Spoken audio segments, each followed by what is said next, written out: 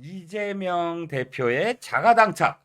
이재명 대표가 갑자기 자기 죄를 자백을 했다. 이재명 대표가 갑자기 박근혜 대통령의 무죄를 주장했다. 굉장히 이상한 얘기죠. 이 얘기부터 한번 풀어보겠습니다. 변호사님, 네네. 최근에 제가 참 잊혀질 뻔한 인물이 소환되는 걸 목도했습니다. 네네. 장시호라고 기억하시죠? 아, 그럼요. 예, 예. 장시호 그럼 뭐가 떠오르십니까? 최순실. 그렇죠. 지금 최서원 씨로 이름이 개명된 네네. 바로 그 최순실의 조카죠. 네네. 자신의 언니의 딸이니까. 음. 자, 장시호 그러면 저는 누가 떠오르냐면 김동성 선수도 떠오릅니다. 네. 장시호 씨가 뭐 스포츠계를 주물렀다고 그랬잖아요. 옛날에 네네. 뭐 연대 나오고 네. 저 김동성 씨하고도 스캔들이 있고 그리고 또 뭐 여러 어떤 그런 그 연예인들이나 혹은 굉장히 스포츠 스타들과의 어떤 교분이 있었고 이런 것들이 떠오르면서 떠오르는 게 바로 국정농단 사건의 결정적인 키맨 역할을 했다. 장시호가. 예, 네네. 예. 이게 떠오릅니다. 왜냐하면 가물가물하네요. 그렇죠. 워낙 옛날 얘기라 네네. 그 얘기만 잠깐 드리면 이겁니다. 장시호 씨가 갑자기 마음을 바꿉니다. 음. 아들이 있었어요. 네네. 아들도 있었고 그 선처를 굉장히 검찰에 바라면서 음. 특히나 결정적인 계기가 이거였다는 거예요. 그 최순득 씨라고 최순실 씨의 언니가 음. 최순실 씨를 면회해서 네네. 우리 딸은 좀 살려야 되지 않겠냐. 우리 딸은 지금 아직도 길러야 돼. 우리 손자가 있고 하면서 네 죄는 네가 그냥 다 짊어져라라고 음. 했더니 무슨 소리냐고 버럭버럭 음. 화를 냈다는 거예요. 아니, 정유라도 애가 있잖아요. 물론 그렇죠. 네네. 정유라도 애가 있고. 그런데 그 얘기를 듣고 전에 들은 장시호가 이건 너무 아니지 않느냐. 자기 죄는 자기, 내 죄는 내가 이렇게 네네. 공평하게 자기가 진 죄만큼만 사실 짊어지자는 거였는데 그렇게 나한테 아직도 떠넘기려고 한다라고 생각을 해서 이게 JTBC 인터뷰에서 나온 겁니다. 그때부터 네네. 마음을 바꿔서 스포츠 M이라고 당시에 그 K스포츠의 미르재단의 K스포츠의 또 하나의 자회사가 원래는 장시호가 대표로 돼 있는데 그거부터 시작을 합니다. 이거 원래 최순실 이모 겁니다. 이렇게 증언을 해요. 네네. 그리고 이 사실은 박근혜 대통령도 알고 있습니다. 음. 왜냐하면 어떤 보고서를 쓰는데 저 이모가 이거 박근혜 대통령한테 보고할 거야. 잘 써야 돼. 이렇게 얘기했고요. 이 증언도 결정적입니다. 네네. 또 한가가 제가 이 보고서 삼성한테도 갑니다. 네. 라고 대답을 하고요. 또 하나만 더 말씀을 드리면 음. 이 포스트잇을 갖고 와라 그래서 그 최서원 이모 방에 들어갔더니 책상 위에 리스트가 있더라. 블랙리스트가 있더라. 무슨 리스트? 바로 삼성 이재용 회장을 비롯해서 우리나라의 대기업 총수들 이름이 쫙 있고 그 옆에 이 요구 사항들 네. 이런 것들이 적혀져 있더라. 이런 증언들이 바로 최서원 씨의 국정농단 개입 그리고 박근혜 대통령과 최서원 씨의 이 관계 그리고 네네. 삼성과의 관계 여기에 단초가 돼요 재판에서. 그러니까 결정적으로 국정농단의 그 모멘텀을 가졌던 그 사건에 네네. 모멘텀을 가졌던 장시호 씨입니다. 그런데 설명이 길었습니다. 이제부터 본격적으로 말씀드릴게요. 장경태 최고위원이 갑자기 장시호의 녹취록을 더불어민주당의 최고위원회에서 풉니다. 이 녹취록은 2022년 9월 달에 장시호 씨가 지인하고 나눈 대화인데요. 그 대화에 두 가지가 있습니다. 하나는 검사가 나한테 증언을 시키더라. 네네. 아예 페이퍼를 주면서 암기를 시키더라. 네. 그렇게 해서 이렇게 증언을 하면 형이 적게 나온다. 하는 식으로 증언을 암기시키더라라고 그러니까 지인한테 얘기를 했다는 겁니다. 네네. 자, 그래서 바로 이렇게 이 얘기가 나오니까 이재명이 이렇게 얘기합니다. 검찰은 지금까지 이화영 진술도 조작을 하고 대장동도 조작을 하고 이게 다 장시호에 다 드러나 있다 하면서 이게 깡패지 무슨 검사냐 네네. 이렇게 얘기를 합니다. 그리고 여기에 모해 위증이다 이렇게 위증과 관련된 그 설명을 합니다. 네네. 그래서 제가 여쭤볼게요. 자, 이렇게 되면 장시호가 모해 위증을 했다라고 이야기한다면 당시에 피고가 최서원이잖아요. 네네. 피고에 지금 그 음해를 하기 위해서 모해를 하기 위해서 위증을 지금 검사가 시켰다는 거잖아요. 네네. 그러면 최서원 씨의 죄가 없다는 얘기인가요? 그러니까 모해 위증이 뭐냐면요. 네네. 그 피고인의 네. 그 해를 도모하기 위해서 네. 모해가 해를 도모한다는 뜻이고요. 그렇죠. 그래서 위증을 시킨다. 네. 모해 위증 교사 이런 것들이 이제 모해 위증 교사죄고요. 네. 형법에 보면은 위증죄는 형이 5년 이하 징역인데 네. 모해 위증 그런 목적까지 들어가면 아하. 그러면 이게 징역이 10년 이하가 돼요. 그러면서 이재명 대표가 10년 이하 징역에 처해질 아주 중대한 범죄다 그 이야기를 한 게 결국은 이런 이야기인 거거든요. 그렇군요. 그런데 그렇다라고 하면 네. 모해 위증이라고 하는 건 위증은 거짓말이잖아요. 네네. 거짓 증거가 위증이고 그렇죠. 어떤 어떤 사람을 해할 목적으로 거짓으로 증거를 갖다가 그 증언을 하는 게 그게 모해 위증인데 네. 그렇다라고 하면 조금 전에 이제 실장님 말씀하신 것처럼 네. 거짓말을 해서 무고한 피고인을 굉장히 그 곤경에 처해뜨려 가지고 그래가지고 이제 문제를 삼게 되는 게 문제가 만들어지게 하는 게 그게 모해 위증죄란 말이에요. 그렇습니다. 그런데 지금 말씀하신 것처럼 지금 피고인이 누구냐? 최순실이었다고요. 그렇죠. 최순실 뒤에 누가 있었느냐? 박근혜 전 대통령이 있었다는 이야기예요. 그렇죠. 그러니까 만약에 검찰이 그 모해 위증을 교사를 했다라고 하면 누구를 잡기 위해서 최순실과 박근혜 전 대통령을 잡기 위해서. 그런데 그 모해 위증죄 그것이 없었다라고 하면 어떻게 되었다는 이야기인가? 그러면 잘하면은 최순실 씨 무죄가 나올 수 있었다는 이야기고 박근혜 전 대통령도 마찬가지가 될 것이 아닌가 이런 이야기가 논리적으로 성립할 수 있는 거고요. 예. 그다음에 실질적으로 네. 박근혜 전 대통령이나 최순실 씨 관련해 가지고 네. 그렇게 객관적으로 딱 떨어지는 그러한 증거가 네. 아직까지도 뭐 이렇게 모호하죠. 애매하죠. 네. 애매하고 뭐 태블릿 PC 관련해 가지고 아직까지도 이야기가 이런 이야기 저런 이야기 나오고 있지 않습니까? 그렇죠. 그런데 이런 것들을 결국은 박근혜 전 대통령을 탄핵해 가지고 그 끌어내리고 네. 심지어 이제 감옥에까지 집어넣은 그런 그 정당이 네네. 민주당이었잖아요. 그렇죠. 그런데 그 민주당인데 물론 문재인 전 대통령이 더 우선적이고 네. 그 당시에 이제 이재명 대표도 뭐 사이다 발언 꽥꽥꽥 했지만 그래도 앞장선 거는 문재인 대통령인데 네. 그렇다고 그래도 그 이재명 대표가 민주당이지 뭐 똑같은 거 아니겠습니까? 그렇죠. 그런데 중요한 건 이재명 대표가 네네. 가장 자기가 자랑하는 게 있어요. 네네. 뭘 자랑하냐면 당시에 박근혜 대통령의 탄핵에 제일 먼저 뛰어든 사람은 나다. 네네. 문재인 대통령도 당시 문재인 대표였나요? 어쨌든 네네. 문재인이라는 정치인도 참여 안 했다. 그냥 아유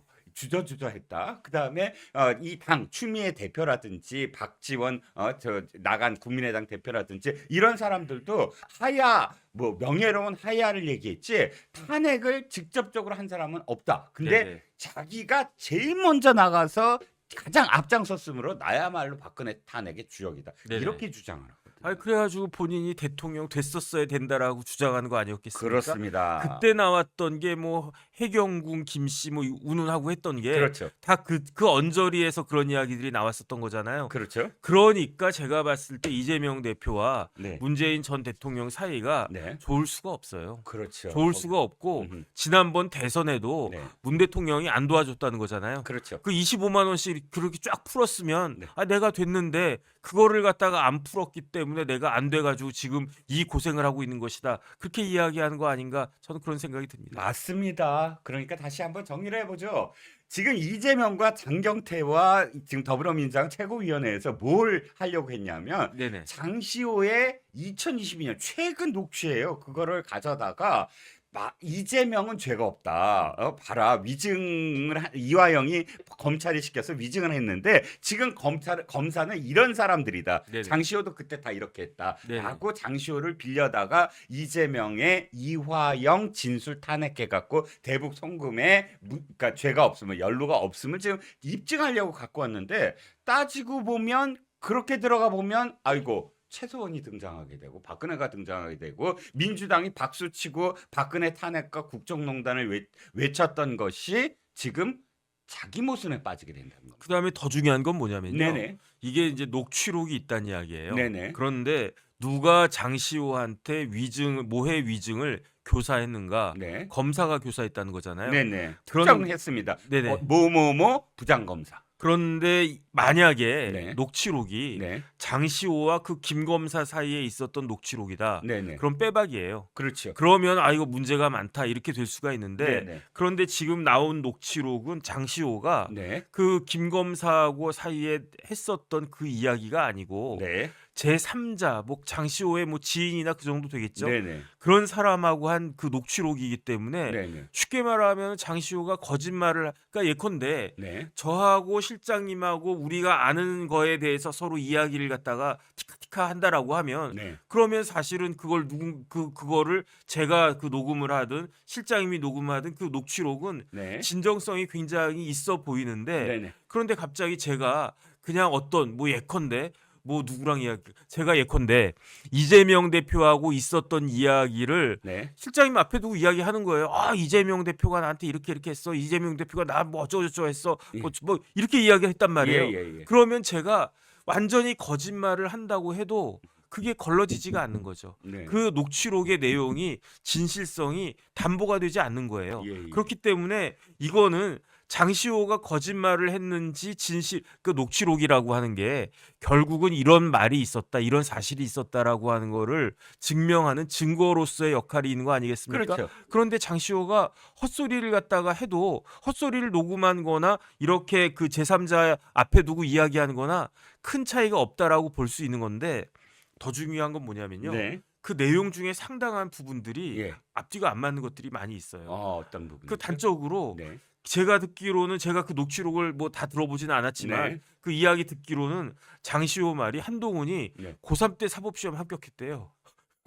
그다음에 한동훈이 네네. 뭐 7, 8년생이래. 네. 그러니까 몇 년생인지도 모르고 그다음에 그 뭐 언제 사법고시에 붙었는지도 모르고. 한동훈은 대학교 4학년 때 사시 합격했거든요. 그것도 사실 소년급제지만 소년급제라는 말에 소년만 지금 어디선가 주워 듣고 고3 고등학교 때다. 이런 네네. 식으로 지금 유추해서 한 말일 가능성도 있겠네요. 그러니까 상식적으로 말이 안 되는 그런 내용들이 네. 이 녹취록에 많이 담겨져 있기 때문에 네. 그렇기 때문에 이거를 근거로 해서 장시호의 이야기가 맞고 그렇기 때문에 검사가 네. 김 검사가 장시호에게 모해 위증을 교사했다라고 이야기하는 것은 굉장히 논리적인 비약이고 문제가 많이 있는 것이다. 전 그런 생각이 듭니다. 그러면 어찌됐든 이 당사자가 특정이 됐고 그 당사자가 또 이 반대 입장을 보였습니다. 이 검사가 나와서 네네. 법적 조치 취하겠다 그런 사실 없다. 특히나 지금 도덕적 윤리적인 문제를 건드리고 있어요. 네네. 마치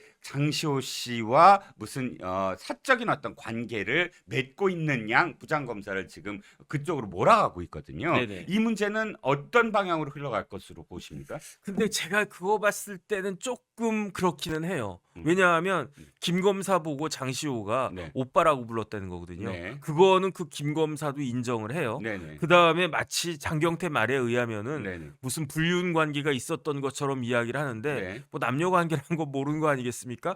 그런데 저는 어떤 생각이 드냐면 네. 이 부분은 그 장경태 의원과 이재명 대표에게 패착이다. 음흠. 왜냐하면 장시호가 이렇게 이야기한 게 사실이다. 이건 당연한 거다. 이렇게 몰고 가면 이재명 대표는 더 결정적이라고 네. 보일 수 있는 네. 그런 관계가 있지 않습니까? 이중교사 범이잖아요. 아니 위증 교사를 떠나가지고 네네. 그걸 떠나서 불륜과 관련해서도 아, 그렇죠. 그러니까 장시호가 김 검사하고 오빠 했기 때문에 불륜이다. 이 이야기는 네네. 그런데 그 이재명 대표는 뭐 김모 여인과 또 그런 관계가 있지 않았습니까? 네. 관계가 있었다라고 많은 사람들이 의심하고 있지 않습니까? 네. 그런데 뭐 그거에 뭐 모르는 거죠. 네네. 하지만은 이 정도 사안 가지고 단정을 하는 것은 네네. 아니 그거보다 더 명백한 본인이 뭐 나와가지고 스스로 내가 이러이러한 관계에 있었다라고 주장을 갖다가 하는 사람이 있는데 네. 더 문제가 되는 거 아닌가 저는 그런 생각이 들고요. 그렇죠. 그 다음에 이제 사실은 검사도 사람이니까 별별 사람들 다 있어요. 네네. 제가 알고 있는 그 사건이 있는데 어떤 사건이냐면 네. 그 서울 동부지검에서 네네. 어떤 검사가 피의자하고 굉장히 부적절한 성관계를 맺었어요. 어허. 그래가지고 그 일로 인해 가지고 네. 그 당시 동부지검장이 네. 옷을 벗었어요. 네. 내가 책임져야 된다. 이거는 아. 있을 수가 없는 일이 아. 발생했다. 네네. 그래가지고 옷을 벗은 사람이 누구냐? 네. 그때 검사장이 누구냐? 네. 그 사람이 석동현이에요. 네. 그래서 동부지검장 시절에 네네. 그 끝을 맺은 게 그것 때문에 맞아요. 책임을 지겠다는 네네. 거였군요. 근데 이제 거의 초임 검사가 그런 짓을 했는데 네네. 거기에 대해서 내가 검사장인데 내가 책임을 져야 된다 해 가지고 옷을 벗었는데 네. 그 사람이 석동현 검사장인데 책임지는 자세는 보였네요. 그런데 사실은 네. 뭐 검사장도 문제가 그 책임을 져야 된다라고 생각할 수 있지만 네. 누가 책임을 져야 됩니까? 당사자요. 당사자는 뭐 당연히 그 사람은 이제 저희 형사처벌 받았고 예예. 그 위에 관리 감독 직접적인 관리 감독 있어야 될 사람이 네. 누굽니까? 부부장 검사나 부장 검사. 부장 검사잖아요. 네네. 그때 그 부장 검사가 누구냐? 네. 이성윤이에요.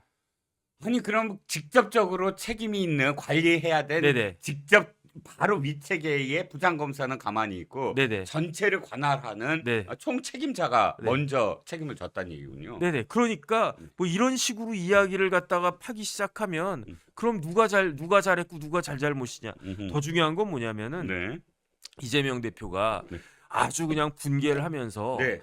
이렇게 이게 검사냐 깡패냐 검사들이 이딴 짓을 하고 앉아 있냐 네. 이렇게 막 그 분개를 갖다가 했잖아요. 네네. 왜 이딴 짓을 했냐라고 하는 게 뭘 의미하냐면 네. 어떻게 검사가 네. 위증을 교사했느냐 이게 깡패지 이렇게 이야기했단 말이에요. 네네. 그런데 지금 음. 이재명 대표 무슨 재판 받고 있습니까? 이준교사 재판이요. 아까 제가 말씀드렸죠. 그러니까요. 예예. 대장동, 백현동, 쌍방울, 쌍방울은 아직 아니고 성남 FC 이런 것도 있고 네. 공직선거법 위반죄도 있고 하지만 네. 더 중요한 건 뭐냐면은 네. 위증교사 재판을 갖다 받고 있단 말이에요. 그렇지요. 그런데 그 위증교사 재판이 네. 어떻습니까? 그 위증을 실질적으로 한 김진성이 네. 이재명 그 당시 경기도지사가 나 불러가지고 협박해가지고 그래서 내가 위증할 수밖에 없었다. 무서워서 위증할 수밖에 없었다. 이런 식으로 이야기를 갖다 한 거잖아요. 재판장에서 증언됐죠. 그러니까 그 네. 이야기는 뭐냐면은 네. 이재명 대표가 검사 보고 깡패라고 하는 그런 짓을 네. 이재명 당시 경기도지사가 했다는 이야기 아니겠습니까? 그렇습니다. 5월 27일에 네. 위증교사 재판이에요. 그러니까 지금 5월 15일까지 아, 쉬었다가 네네. 그런 다음에 이제 다시 뭐 당무에도 복귀하고 재판에도 복귀하고 그러는데 네. 당장 5월 27일부터 위증교사 재판 받는 사람이 네. 검사에 대해서 이렇게 중대한 범죄 그 말은 맞아요. 위증교사라고 하는 게요. 사람들은 뭐 거짓말 할 수 있지 뭐 그게 뭐 대수야 이렇게 생각하지만 거짓말도 거짓말 종류가 있고 거짓말에 무게가 있는 거거든요. 네. 형사처벌을 받아야 될 사람이 네. 위증을 함으로 인해 가지고 형사처벌을 안 받았고 네. 그다음에 그 결과 어떻게 됐습니까? 경기도지사가 날라갔어야 될 사람이 경기도지사를 쭉 하다가 어떻게 됐습니까? 대통령 후보까지 한 거잖아요. 네네. 그러니까 이거는 단순한 위증교사도 아니고 굉장히 엄하게 심판받아야 될 엄한 형사 책임을 져야 될 그런 위증교사를 저지른 사람이 저질렀다라고 지금 충분히 인정될 수밖에 없는 사람이 왜냐하면 위증한 사람이 자백을 갖다가 했으니까. 그렇죠. 그런데 지금 뭐 남이 눈에는 뭐가 있고 내 눈에는 뭐가 있고 뭐 무슨 개가 무슨 개 욕한다 이런 식이 아닌가 저는 그런 생각이 들어가지고 그렇죠. 참 대단하다 어쨌든 그런 생각이 듭니다. 네, 그렇습니다. 우리가 확실하게 기억하죠. 지금 김진섭 씨에게 어떻게 얘기했나 언론 보도로 많이 나왔죠. 네네. 이렇게 그러니까 김진섭 씨가 입장이 곤란하니까 나 그거 기억 안 납니다. 그러니까 이렇게 얘기해 주세요라고 아예 시키잖아요. 네네. 지금 자기가 얘기한 대로 이런 위증을 이렇게 시킨 것은 굉장히 엄하게 다스려야 된다. 네네. 자신의 운명을 지금 사실 이야기한 거나 다름없다. 그래서 제 개인적인 생각은 네네. 김 검사가 만약에 장시호한테 위증교사 했다. 네. 모해 위증교사를 했다. 네. 그러면 엄하게 처벌받아야 됩니다. 만약 그렇다면 당장 구속시키고 네. 탄핵시키고 다 해야 돼요. 네. 그런데 마찬가지 잣대로 이재명 대표에 대해서도 네. 그만큼 형량이 나와야 될 거 아닌가 저는 그런 생각합니다. 그렇죠. 그 위중교사 하나 때문에 우리나라의 운명이 지금 바뀌었어요. 네네. 정치의 운명도 바뀌었고요. 민주당이라는 정통 야당의 운명도 바뀌었습니다. 맞습니다. 그러니까 네네. 이건 굉장히 중한 그런 범죄였다라는 겁니다. 자, 또 한 가지만 더 한번 알아보죠. 네네. 이재명 대표가 아파서 쉰다며요. 네네. 너무 숨가쁘게 달려왔다며요. 그래서 이제 입원했지 않습니까? 네네. 그런데 열심히 또 SNS를 하고 있어요. SNS를 하면서 바로 김어준 방송에 조상호 변호사가 나가서 한 말을 거기에 올렸습니다. 보니까 김어준과 조상호가 이런 이야기를 나눴더군요. 정영학 녹취록에서 검찰이 조작을 했다. 네네. 위례 신도시라는 표현을 윗 어르신이라고 표현해서 윗 어르신이 너 마음대로 다 하라고 했다라는 식의 문장을 만들었다는 거예요. 그런데 바로 지금 그 남욱에게 그걸 다시 들려줬더니 남욱이 바로 아니요. 이건 윗 어르신이 아니라 위례 신도시입니다라고 했다는 겁니다. 이 위례 신도시와 윗 어르신의 차이가 그렇게 큰 건가요?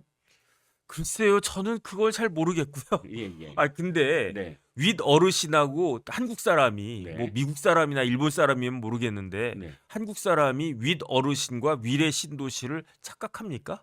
제가 봤을 때는 그것도 납득이 되지 않고요. 사실은 네. 그다음에 그게 뭐가 중요합니까? 그렇죠. 그게 뭐가 중요합니까? 네. 중요한 거는 네. 범죄에 있어서 유무죄를 갖다가 결정하고 네. 그다음에 범죄에 있어서 네. 양형에 있어서 중요한 요소가 되는 그런 것들이 중요한 거지. 네. 저희 이야기는 뭐냐면요. 네. 본 재판에서 승산이 없으니까 네. 꼬투리 같은 걸 잡아가지고 어떻게든 검찰이든 뭐든 거기에 대해서 그 뭐라 그럴까 이제 탄핵하려고 하는 그런 의도가 있는 것이 아닌가 저는 그런 생각이 듭니다. 그렇죠. 그러니까 저도 이렇게 들여다보면 위례 신도시는 네 마음대로 해라는 말 자체도 사실상 위법성이 굉장히 농후한 말이고 네네. 실질적으로 위례 신도시나 혹은 대장동을 허가해줄 마지막 책임자가 이재명이라고 한다면 이재명이 이 지금 성남 토건 세력들과 그러니까 지방의 그 지역 토호 세력들과 유착하는 단계에 있어서의 단서가 충분히 될 수 있는 말이거든요. 네네. 그렇다고 해서 위례 신도시라고 하면 이재명이 전혀 연루가 되지 않는다 이런 식으로 이야기할 수는 없는 거잖아요.